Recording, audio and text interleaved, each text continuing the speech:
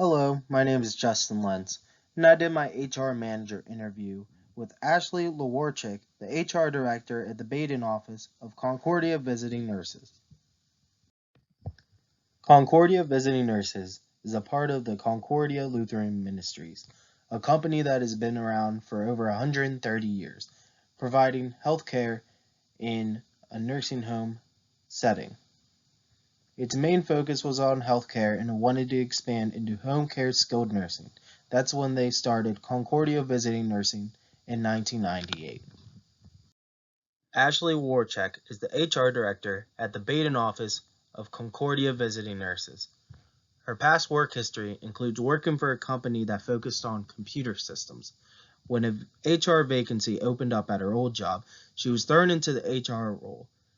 She moved to HR full-time when she was hired at Concordia Visiting Nurses. For the question and answer, I focused on questions that would deal with the HR department dealing directly with their nursing staff. For the first question, I asked what's their biggest challenge on a day-to-day basis. She explains to me that the biggest challenge is retaining quality nurses. Nursing in the United States is at such a high demand and such a high shortage that it is hard to retain quality nurses.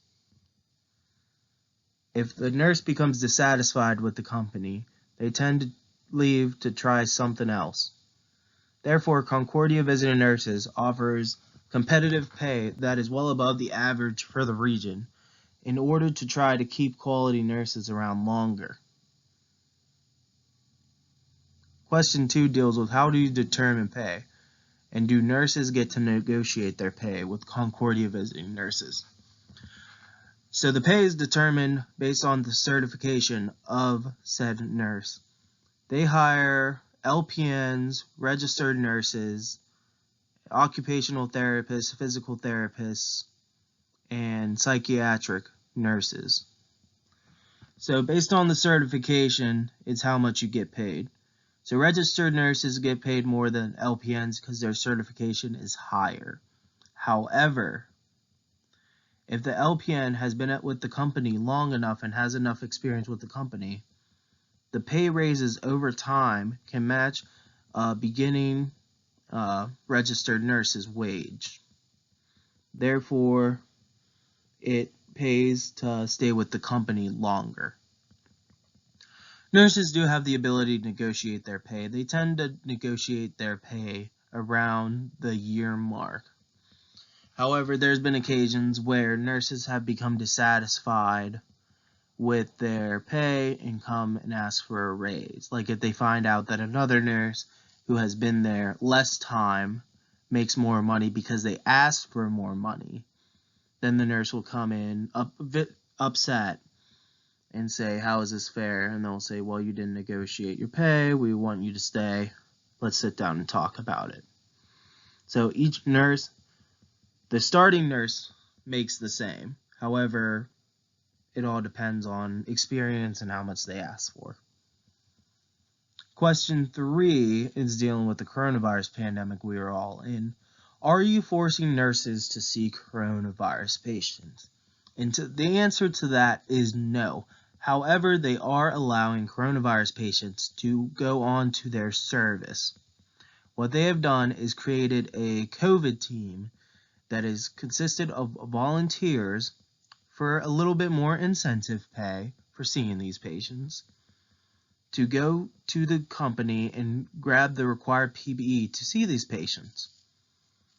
And these volunteers will see these patients and try to stay away from the other patients. However, if the nurses don the appropriate PPE, it is considered that they are protected and they are allowed to see their other regular patients.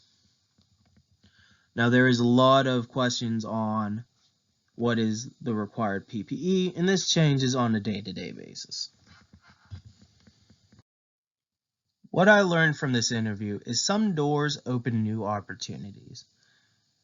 Ashley did not have an HR background nor education in human resources, but got thrown into the position. In just the small time experience at that one company, she was able to transition to a completely different field in HR and take on the role full time.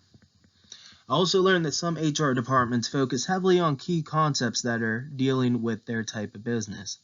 For Concordia Visiting Nurses HR department, they mainly focus on workers' compensation and retaining their employees. Ashley states that they spend 75% of her time just dealing with retaining quality nurses. And lastly, education does not mean everything.